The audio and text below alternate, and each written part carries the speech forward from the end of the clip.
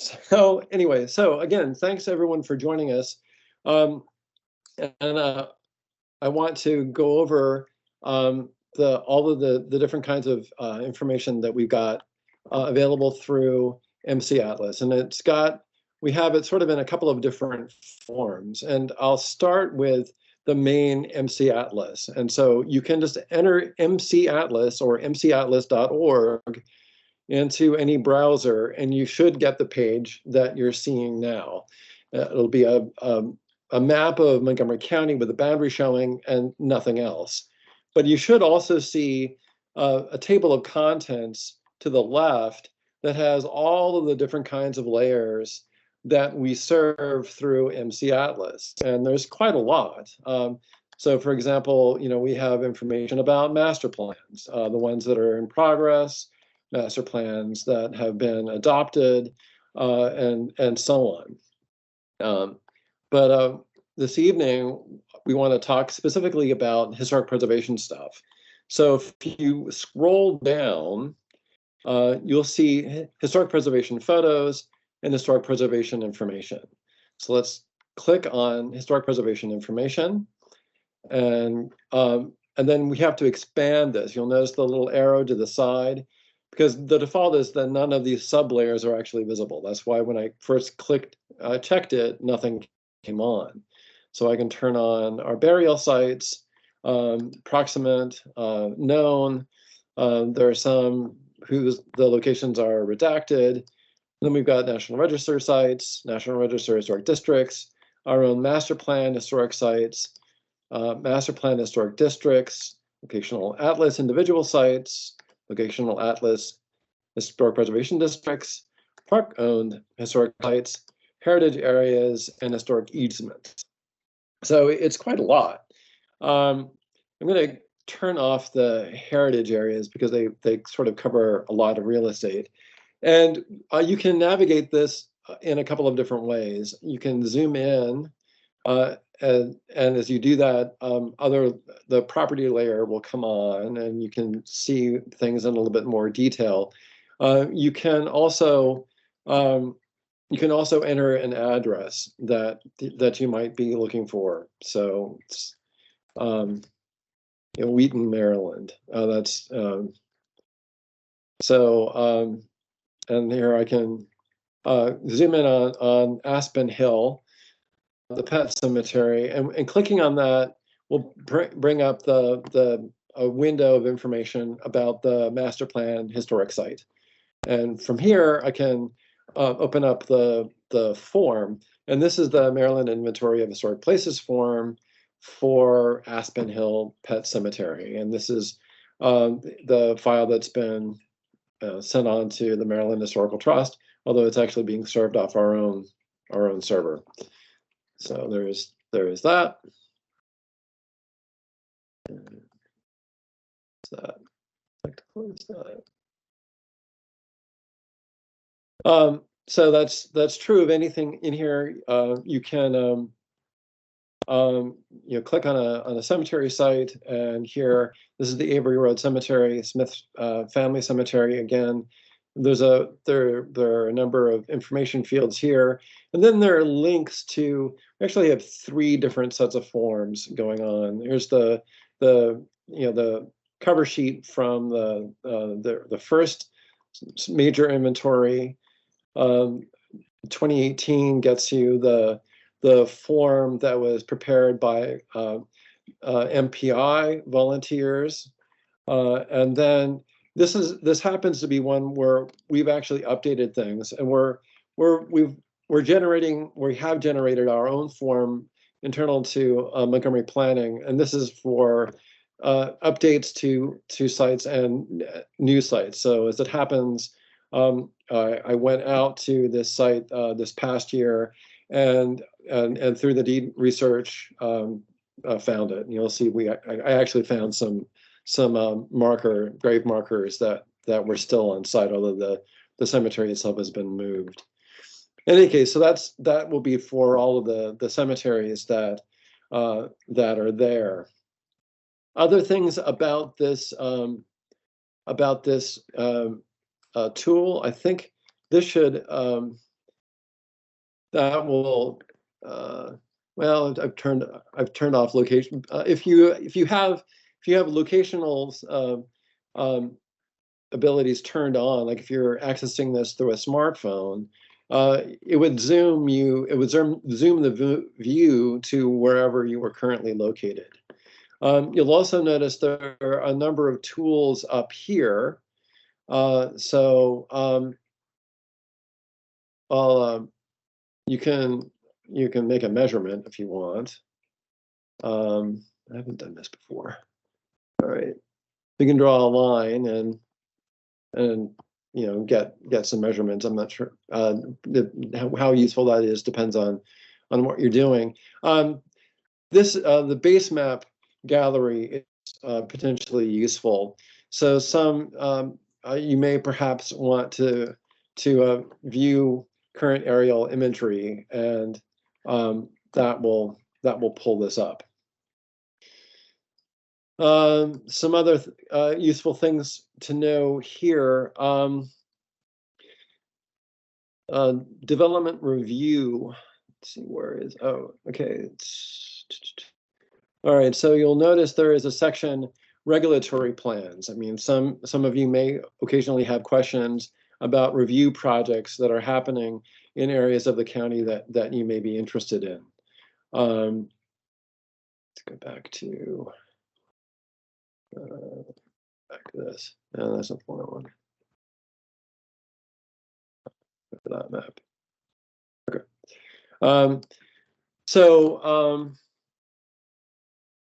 So for example, if you want to find out about preliminary plans, you can highlight those and go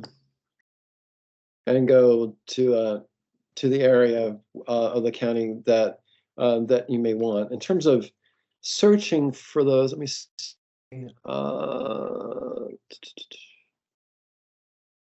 wonder if you can search for a particular plan. Let's try this. Some of these, yeah, so for certain layers, not all of them, but for certain layers, like some of the development review, if you enter the application number in the find box, it will actually pull it up. It's not going to work for all of them, but it will work for some things. Trying to see if it also works for site plans, for example. All right, I think it might. Go back home, pretend we don't know where the site plan is. Yeah, so again, if you know the number of a particular site plan that you've heard about, or a certain development project, MCATLAS can help you find where that is, and then you can see for yourself how that may relate to properties that are on our master plan or cemeteries or anything else that is important to you. Another item that's in here that is potentially of interest, we have historic preservation photos. Turn off the development reviews. Okay, I'm going to turn off historic preservation information so it's not too cluttered. All right, so each of these blue dots represent georeferenced photographs that we have in our collections. You click on one of those, and in this instance, you wait a moment. All right, so let's find out what is this. Okay, so this is related to all right, St. Rose of Lima Catholic Church, and it looks like we've got some photographs of it, and they're 10. So you can scroll through. I think I can make this bigger, maybe.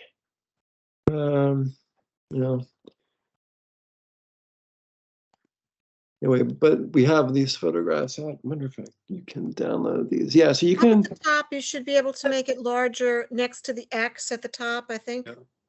Yeah, there we go. It's kind of larger, but you can download it also.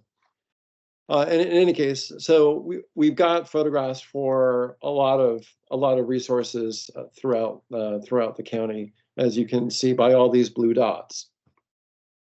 So so that can be useful.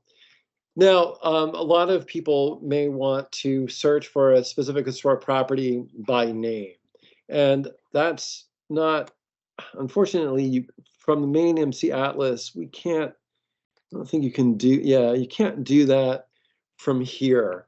So you have to, we do have two other specialized viewers that you can use, though, to search for a property by name. So I'm going to now switch over to our main historic preservation website. So this is montgomeryplanning.org, planning historic.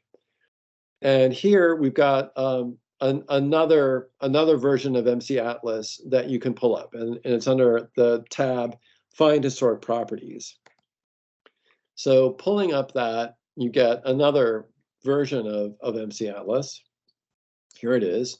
And I can click here to make this full screen. And we'll wait a moment for that to load. Okay.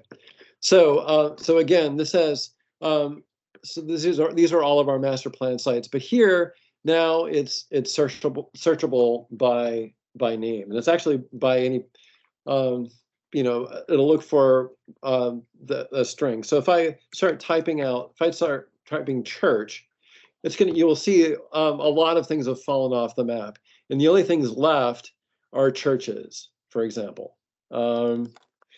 You can, if you remember, so if you only remember part of the name, not the whole name, that's okay. So Magruder, I remember that it had Magruder in the title. All right, so you start to type Magruder, and you're going to get the, you know, all of the historic properties that have Magruder in the name. So I can click on the Magruder blacksmith shop and get pulled down to that location. I click on it, and the basic information for it pops up. And again, I can click on the link to get the form that has all of the particulars about that site. So that can be very useful for you if you're trying to if you want to look for a specific form. And also, again, because the, you know, real property is in here as well. If you want to go back to the other MCATLAS, you can get the address from here, and then go back to the other MCATLAS and look up that address, so you can find out, well, is there an active development project near that particular historic property that I'm interested in. And lastly, we have a version of MCATLAS that's tailored specifically to burial sites, and you can find that in a couple of ways. So again, if you're at our main historic preservation website, you can scroll down to all these different tabs and find the Burial Sites Inventory Program website. Excuse me.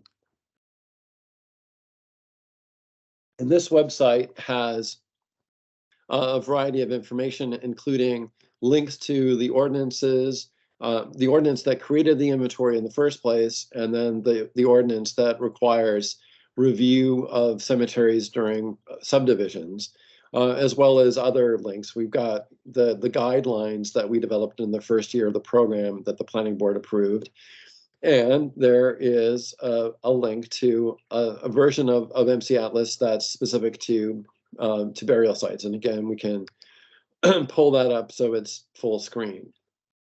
And if you just want a shortcut, it's just mcatlas.org/burial sites, all one word. And here you're going to get a map of the county again that has all of the burial sites pulled up. I'm going to move that off to the side. So the green circles here are the known locations.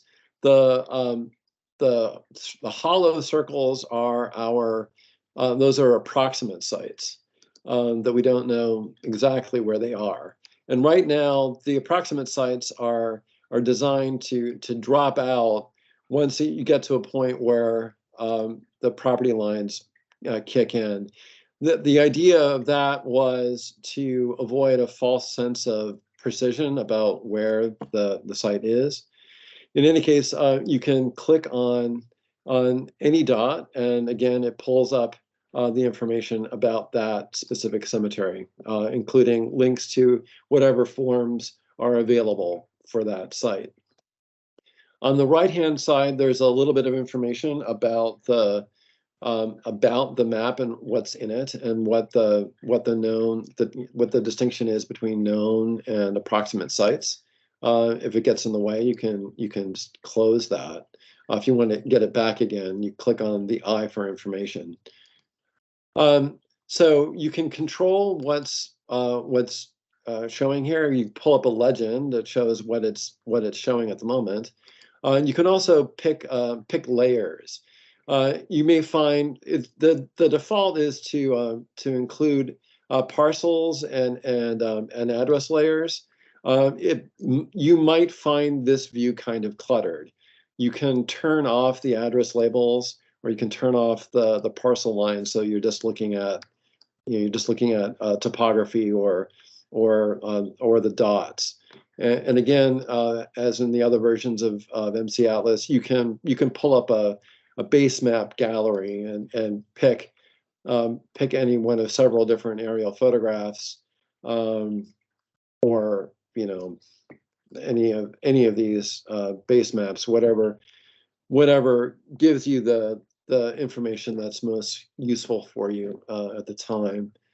Not sure what that does. Well, you can draw a line on it if you want. So, I mean, you can if you want to mark up the map, you can use these tools to do that, and then you can print out what you've done. So, for example, if you have a question, or you want to, if you're looking through MCATLAS and it seems like a location is mapped incorrectly, which definitely happens, you can use those tools to mark up MCATLAS on your computer, print it out, and send it to us. And we can look into whatever the question is that you had, or if there's a mistake, or if you know of a new property, a new cemetery that you've learned about that's not included, you can mark its location and send that to us.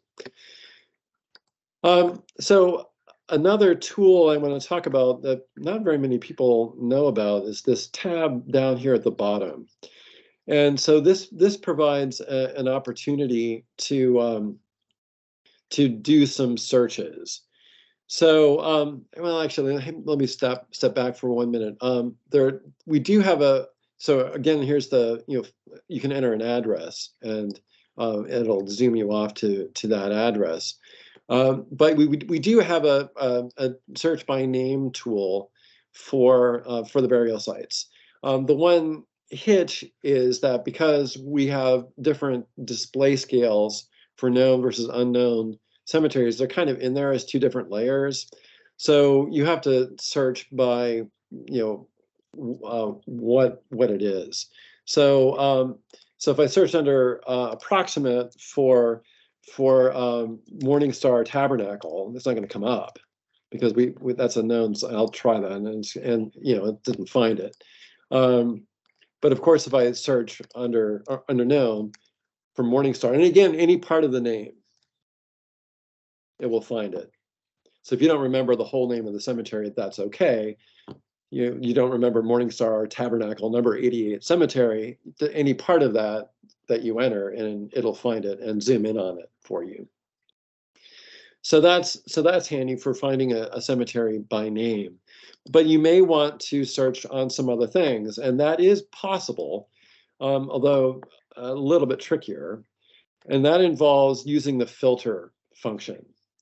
So say you want to look for cemeteries of a particular date. For some cemeteries, not all of them, but for some of them, we have earliest and latest date for the burials. So let's go to, and that won't work for approximate probably, because mostly with the approximates there aren't known stones. But if we go to known sites, that's not what I wanted to do. So you'll notice you get all the attribute table for the whole inventory.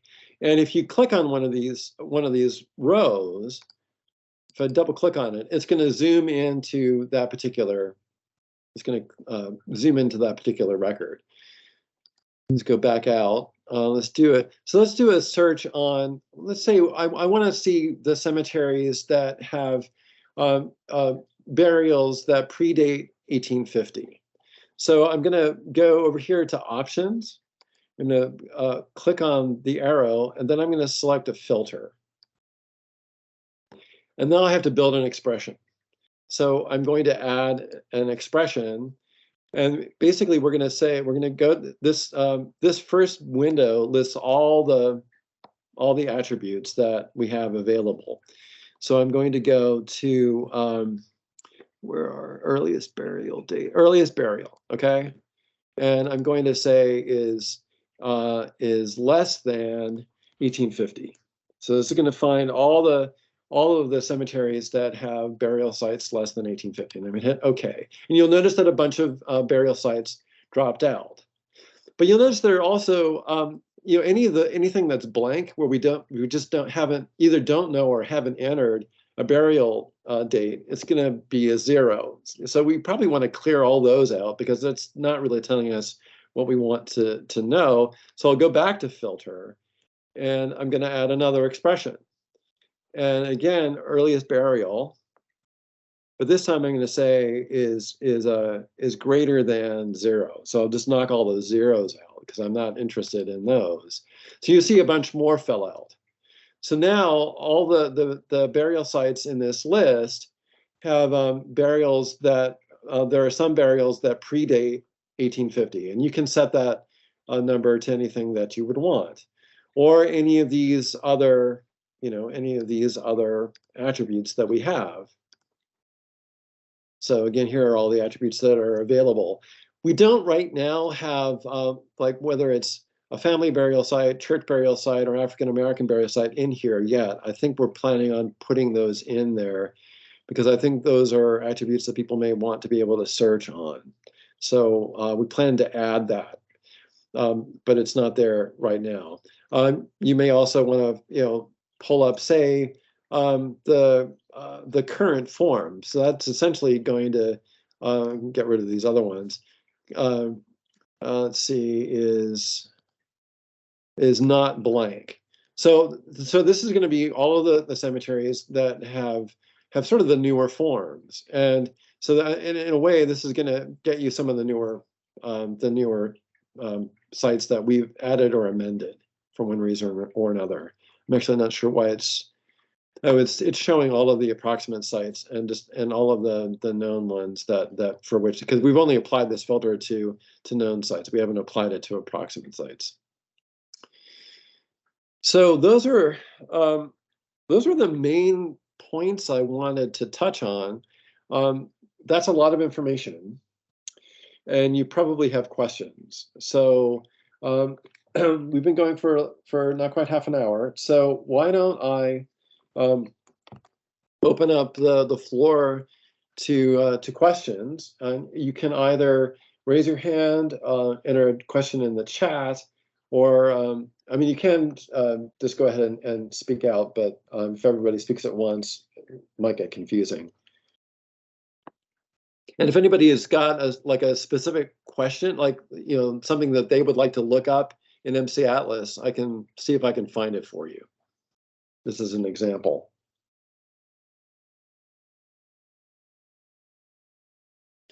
So Julian has asked where one can find the supporting information from the 2018 survey. I'm talking about the summary, statistics, watch list, etc. So what we have on here is no, it's not what I wanted. It's whatever was included on the form. So we don't have additional information, although some of these have links. For example, they have links to findagrave.com. For our newer forms, I've added links to the Maryland Inventory of Historic Places form, if there is one.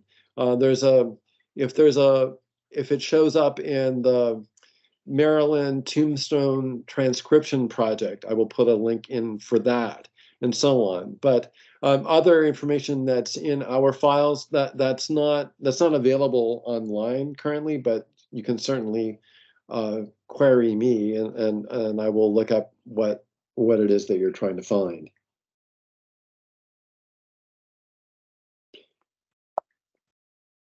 And thank you, Julian, for that link. We also have some summary information about the 2018 cemetery revisited project on our website. Other questions? Must have been a little like drinking out of a fire hydrant because I showed a lot of information kind of quickly, especially with writing queries for filters. If anybody wants me to go over that again, please let me know. It looks like somebody's maybe got a hand up. Paige, go ahead. That would be me. I can't type this evening. I think you answered this, but I just wanted to confirm. So each known burial site has some type of form or linked information to it? Correct. Okay. And the approximate ones do too. Okay. All of the cemeteries have, whatever. I mean, some of the approximate ones are. So here's I've clicked on the Magruder James Family Cemetery. It wasn't refound in 2018, so the 2006 cover form. This is all we got right now. Now I am actively working as hard on all of the approximate sites to try to find additional information about them, and where I find it, I add, I update the inventory and bring that before the board. And so in a handful of cases, I've been able to locate approximate or lost cemeteries. We've been able to find through sometimes deed research, or we find them information on the Maryland Inventory of Historic Places forms, archaeological site forms, a variety of sources that have sometimes helped in tracing down information that we didn't have. Okay, and that was my follow-up question. If there was new information that could be added, oh yeah, it would go through you, yes, Maryland Historical Trust, or you, what? So for updates to the burial sites inventory, please do send those to me. I brief the planning board every year in May, usually at the end of May, with any updates that we've had to the burial sites inventory over the preceding year for them to consider and to formally adopt. And we've had, I think this past year, we had something like 20 changes, including a number of new cemetery sites that we added. So that happens every year, and I'm working pretty much constantly to improve the inventory. I mean, there are several sites that are subject of active investigations right now. I mean, a number of members of the public contact me with new information, either from something that they've seen on the ground, or records that they have found. Sandra, for example, not to call you out, Sandra, but Sandra, in doing some research, found a newspaper advertisement that referenced a cemetery. It was, I think it was the Washington Star, Sandra. In any case, I followed up with that, and confirmed that there was indeed a deed reservation that referenced a family burial site at that location, mapped the deeds, found historic maps indicating where the family house was, and followed from there. And so that one's still in the works. As it happens, that one's located on federal land, so we're coordinating now with that agency federal preservation officer to let them know that there appears to have been a family cemetery on their grounds. Anyway, so yeah, we're updating all the time.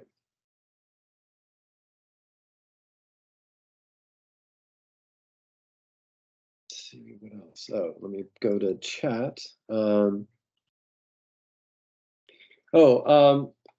So, okay, we've got a couple of questions in the chat. So Jim Douglas has asked, what is the status of information about racial covenants and related info that historic preservation staff are doing.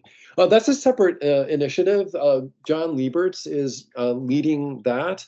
I want to rather leave it to him to answer that. You can email any of us at Historic Preservation, and we can, if you don't remember the name John Lieberts, email any of us in Historic Preservation, and we can pass your query on to him or to Rebecca Ballo, and they can give you the latest on the mapping segregation project. It's not an MCATLAS right now, if that is where you're going with that question, but it's certainly information that we're actively working on, and I'm sure our intention is to share that. So Sandra was asking again how to measure property area. Very useful. Well, honestly, I know how to. I'm not 100% for sure how to do that. Let's zoom in on a property though. So the parcel, the area is available, and I've turned that layer off. So let me turn the parcels back on. So let's, all right, so Gates of Heaven Cemetery, all right? So we'll click on, and this is, you'll notice I've clicked on the cemetery, and it's actually outlined the parcel boundary, because I didn't click on the dot for the cemetery, I clicked on the parcel. So it's outlined the boundary in blue, and then what comes up is all the information that we have from SDAT, the State Department of Assessments and Taxation. So and we serve these data, but the data are actually maintained by the state, not by us. But in here has the area. So you have to hunt for it. The items in the list are not in, I find, the most logical order. Okay, come on, it's in here. If you want to look up okay, so taxable area, 127 acres. But that's, I think there are other places where area is given. Okay, so all right. Well, it looks like taxable area maybe is giving that, but I thought it was somewhere else. But anyway, this will give you the area of any given parcel that's shown in MCATLAS, as well as all of the other information that SDAT hosts. Brian. Yep. Can you hear me? So yes. Can you get up the measurement tool that you had before where you clicked yes. and put a line? I think that was on regular MCATLAS. So let's go back to that. Right. And okay, here's so click the ruler. Right. Right. So it's just very useful if you make sure also you turn on the property lines. Sometimes you're reading a deed and it tells you it's, 20 acres or whatever. Sometimes it's helpful. You can guess by trying to measure a parcel and measure an area of a parcel and see, that might have been the 20 acres described in the deed. So you have three choices up here. You can measure, before you get up the feet or the miles, or you choose whether you want to measure a distance or measure area. There's three icons there, and then you, like, let's say you want to choose an area. You can do what Brian's doing, and you can have chosen whether you want acres or square feet or so forth. And so that's just a very useful tool when you're doing historic research, that you could say, well, this looks like maybe this might have been, let me measure this area and see if that conforms to, for example, the cemetery that was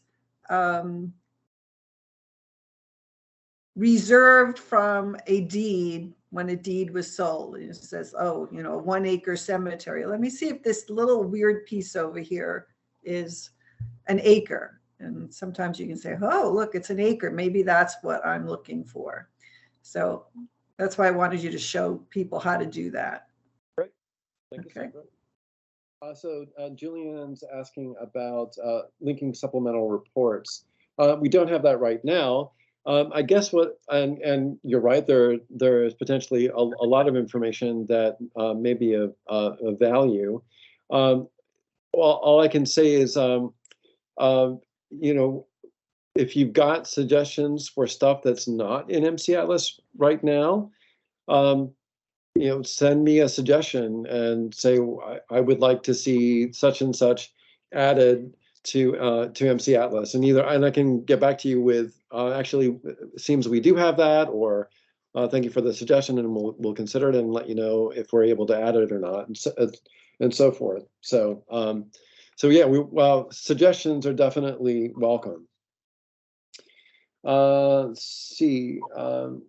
Glenn, I don't think the measuring tool is available on the burial sites map, only the MC. I think that's right. Let's go back to the. No, I can ask our yeah, we don't have a measuring tool. You know, if that's a tool that would be useful for you, I can request it from our IT folks, and they can let me know if they can add it to this viewer or not. It should be possible, and if we've got it on one version of MCATLAS, well, actually, I mean, and burial sites after all are on main MCATLAS, so so that's another way of getting, if you're interested in using the measure tool with burial sites. Okay.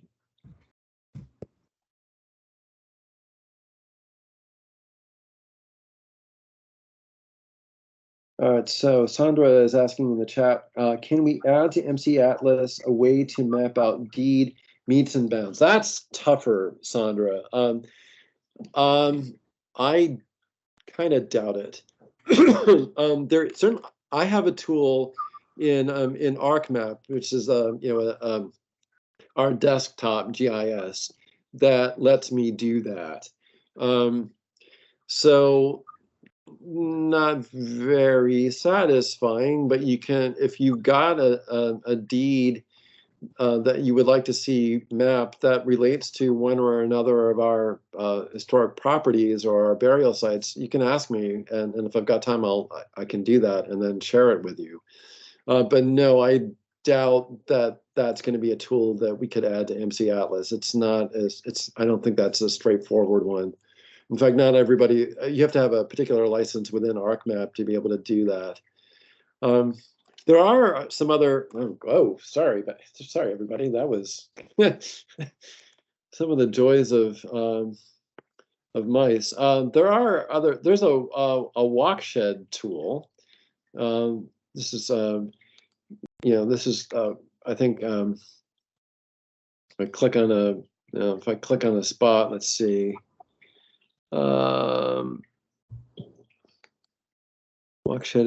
Walkshed origin is required. Honestly, I haven't done this, so sorry. All right, so I think that's how you do it. All right, click at a point, okay. And then I want to find out what's within a half a mile walk of that, and it's thinking about it. Still thinking about it. I may quickly regret that suggested showing this. Hopefully, all right. So, so that's sort of this is a tool that if you're part of an area that has a master plan that's being reviewed, or a new master plan, and are interested in the walkability of a neighborhood, that's a tool that can help you sort that out. That's what that's designed to do. I think I can clear that. Elevation profile. I think the idea here is, all right. I'm sorry, my mouse is going to make everybody seasick. Right now, it's thinking about okay. So that tool gives you an elevation profile in feet, and then you can run your mouse along it, and tells you this one's pretty steep. Actually, I would not have expected that.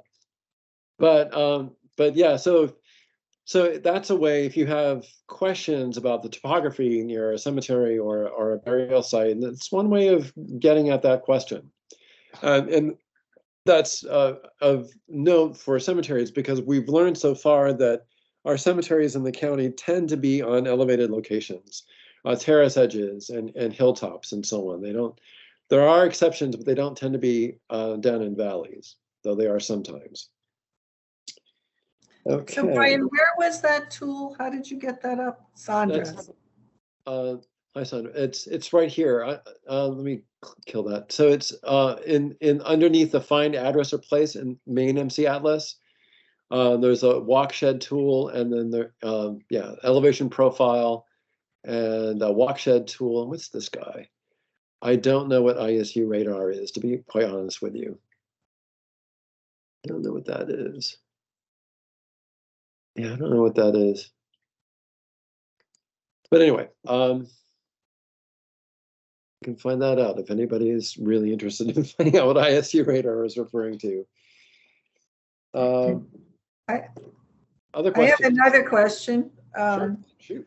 So on the layers, we have a parks historic sites on the normal MCATLAS. That's correct. Right. And is that the same as what Parks calls its cultural resource atlas sites? Because it includes things that are not, strictly speaking, locational atlas or master plan sites. Is Jamie Ferguson still on the call? Hey Jamie. Yes, I am. Sorry to I'm put you in I'm the not spot. sure if I have the best answer, Sandra. So, Joey Lample, who's now retired, worked on this layer with Jim Sorensen years ago based on the strategic plan for cultural resources. Okay. So this includes, frankly, any building that they deemed historic, they put into cultural resources inventory. And subsequently, right before COVID hit, we started revising that and making adjustments. And whether or not that information has actually been uploaded is still a question that we're trying to answer. So there are things that are going to be on the locational atlas or master plan, and then there are things that are not, that we internally deemed historic and put them in our inventory, which basically means we're responsible for their upkeep. Okay.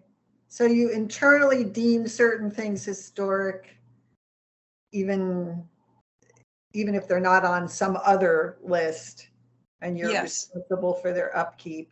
And then at some point, then will this park's historic layer reflect all of your?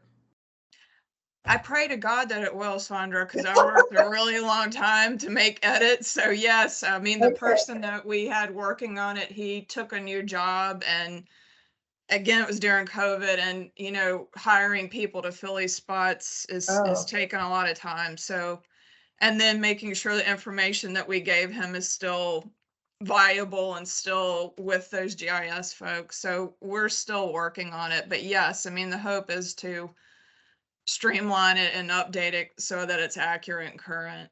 That's the hope for sure. Okay, that's great. Thank you. Appreciate Sure.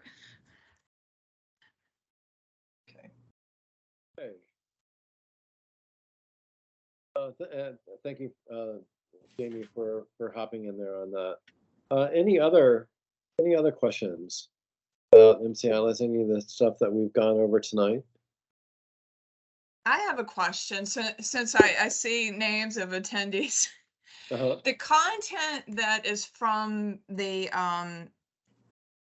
2018 cemetery inventory sites, are those forms, do you know, you or Eileen or Glenn, is that content all ADA compliant?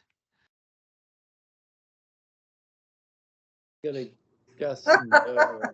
I mean, so ADA compliant means that there's like descriptive text with the images. So I'm gonna go with no. And honestly, our new ones aren't either. I need to work on that actually. Okay.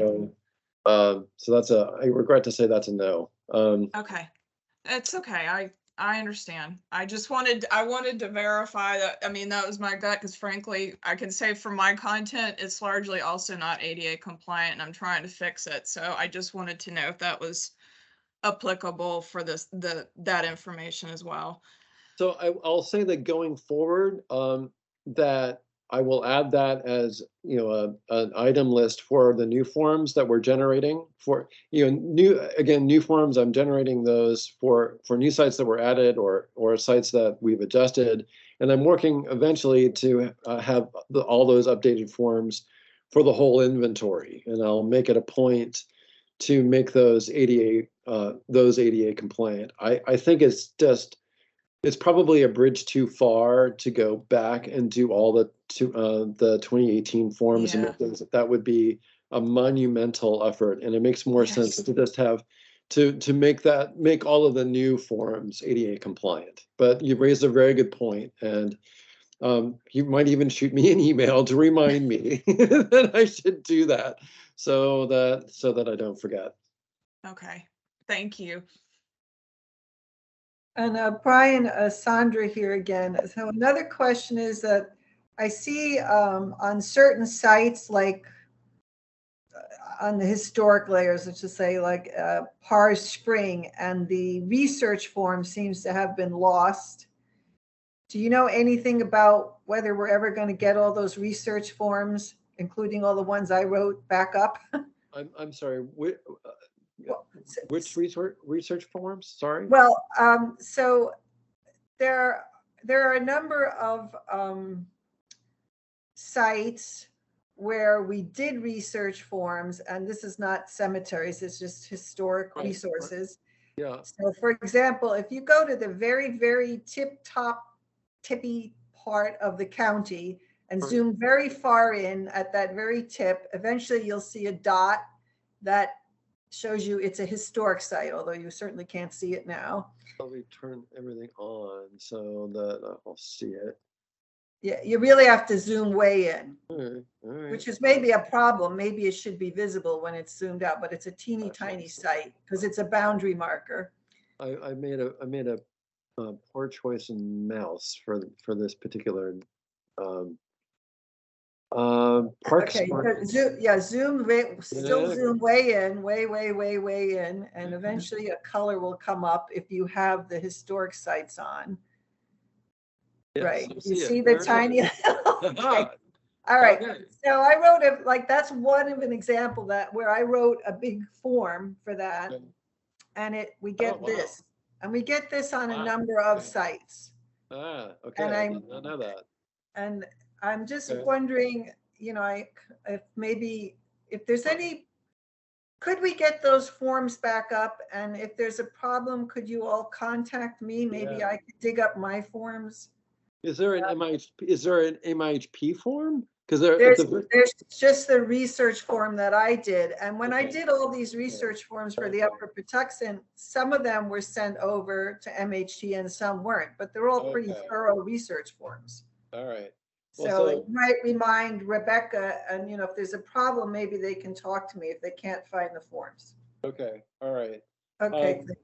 If you have a list of sites that you know are missing that information, let me know. I'm not sure I have an easy way.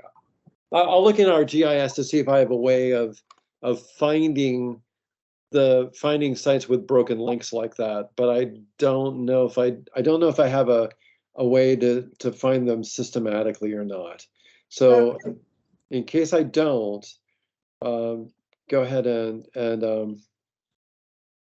you know, shoot me an email and I will inquire and find out. Okay, thank you. Sure.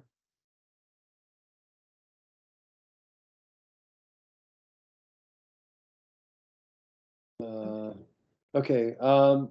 So Linda is asking in the chat, can you tell me how to find the definition of a county land use category? That's a good question. And that's this is where where I'm an archaeologist, and even though the word planner occurs in my title, I'm an archaeologist by training, not a planner. So I don't know I don't know offhand. However, I can get you to someone who does have that answer. So if you want to shoot me an email, I will forward your inquiry to someone who definitely knows the answer to that question. Sorry that I don't. And Brian, could I say that? So this is Sandra again. Sometime, I forget how I've done it in the past, but sometimes I've typed just in Google, you know, Montgomery County land use code, and land use category, because I've done something like that, and I've been able to come up with a list. And often I can see that something is, oh, look, this 3 numbers is such and such. And there have been other ways I've done it too. So I don't. Also, thank you. You might find the answer on montgomeryplanning.org as well. There's a lot of information here about all of the things that we do: planning, development, our various tools. So if you can't find it here, I would not hesitate to contact us with your question, and someone will get back to you. But I'm not a land use expert. Oh, I see that we have a land use code directory on Montgomery Planning. Okay. And it says, I just typed it into Google, land use code directory. Let me, it says it's no longer updated, but it's a development review page. Let me click on the PDF. Montgomery County Land Use Coding Manual. Let's see. And yeah, it has numbers like 121, rooming and boarding house. So I don't know how up to date this is, but I guess the best answer is that you should find out, Brian. Yeah. But it's on that web page. It's on a. Yeah. So here I've got what I think Sandra was referring to, and it looks like it's under development about land coding. So if I go back to planning, no, it was under development. Maybe under zoning. Well, anyway.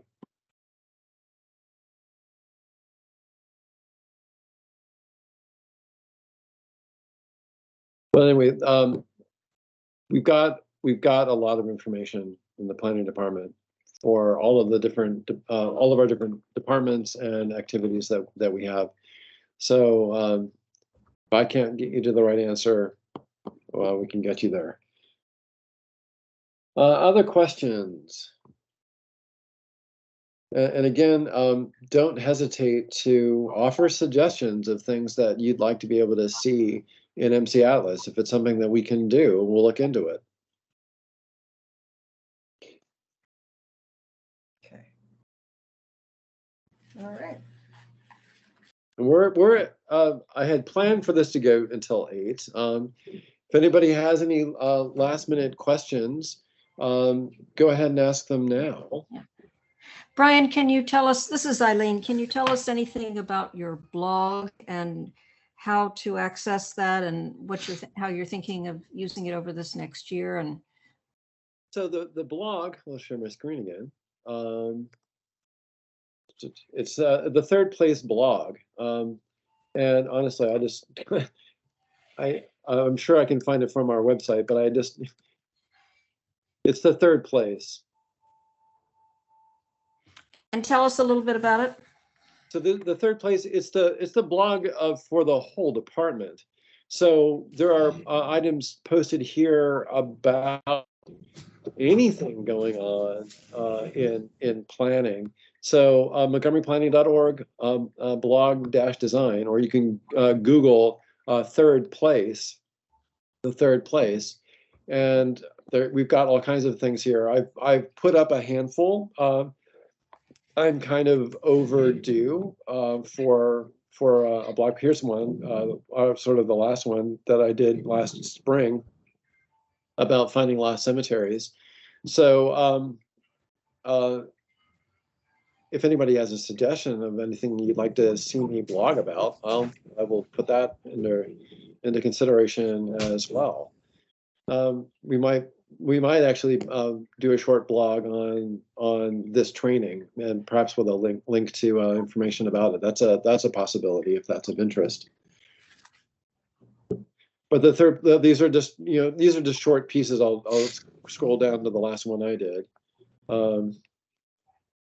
So they're typically, just a handful of paragraphs and usually a few pictures. And to get to the question about, these are ADA compliant. So if you had a screen reader, for example, all of these images would have text that a screen reader would read out that basically describes what's in the image. And that's for people that are not able to see the images themselves. So that gets back to the question that Jamie had asked earlier about whether some of our forms are ADA compliant. That's really what's at issue. It's having text tagged to an image that a screen reader can read out. So if anybody was wondering what that was. And so our third place blog, our communications team will always make sure that we don't forget, because they won't post it if we have. Okay. Oh. And you can search the third place blog as well for any topics, or I think by author.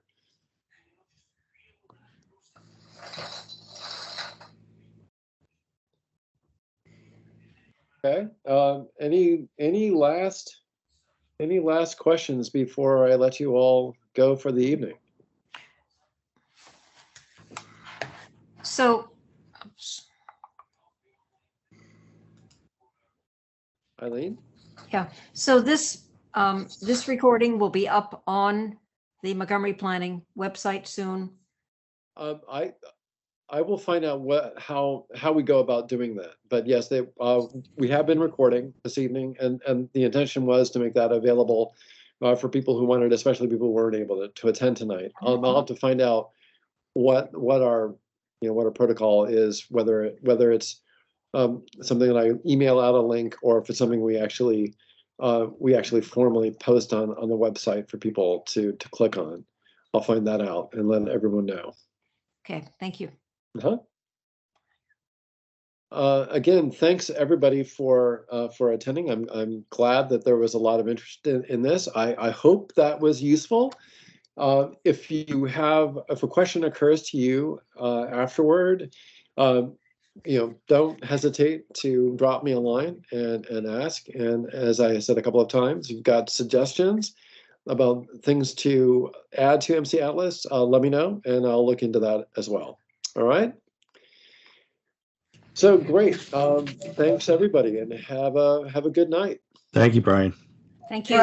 Brian, it's Sandra. I just wanted to tell you, I found it on MCATLAS where you find the land use codes. Oh, okay. So maybe if you go to MCATLAS and you turn on, let's say, the parcel lines, okay, and then you click on a parcel, and up comes the ownership information and so forth. And then you click on the link at the top of the window that has all the information. It says data description. You click on data description and you get a PDF, yep, which has a bunch of stuff in it. And if you scroll down in that PDF far enough, you come to a page with lots of codes, with the land use codes. Okay. So like on page 5 of that PDF. All right. Okay, and so then you can see that 111 is single family detached. So in other words, you don't have to leave MCATLAS to find the PDF that has the land use codes. You just put up the parcel lines, turn on the layer for the parcel lines, click on the parcel, a little window pops up, and at the top of the window is a link that says data description. Click on data description, you get a PDF, and when you scroll down in that PDF to about page 5, you start getting the land use codes. Indeed you do. Okay? Thanks, Sandra. All right. Great. All right, Okay. and with that, thanks again, everybody, and have a good night. Okay, good night, and thank you so much. Most welcome.